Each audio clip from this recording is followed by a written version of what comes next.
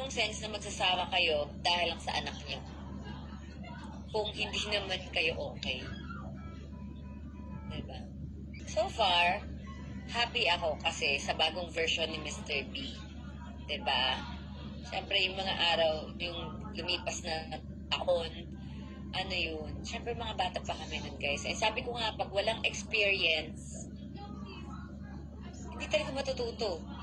Diba? Ngayon, na-experience niya magkaroon ng pamilya. Na tingin niya, pamilya na, diba? Kasi si Katie, tapos talagang tinatry niya magpakatatay. Diba? So, nagkakaroon siya ng experience, diba? Hindi yung wala. Paano mo matatry na maging tatay o maging father de pamilya kung wala kang experience? Diba, guys? Paano ka mag-grow? Paano mo malalaman kung paano may anak kung wala kang anak sa bahay? Diba?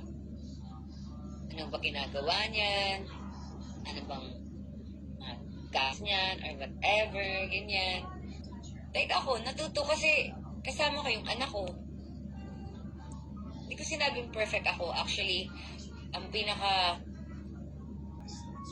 mali ko is talagang prioritize ko yung trabaho. Kasi, ano ako parang, alam mo yun, babayaran, provider ka, ganyan. Parang di ka tumitigil. Siyempre, yung anak mo lumalaki. Tapos, naiiwan mo lang sa yaya, ganun. Tapos, may yaya siya na iniiwan lang pala siya sa iPad na hindi ko alam.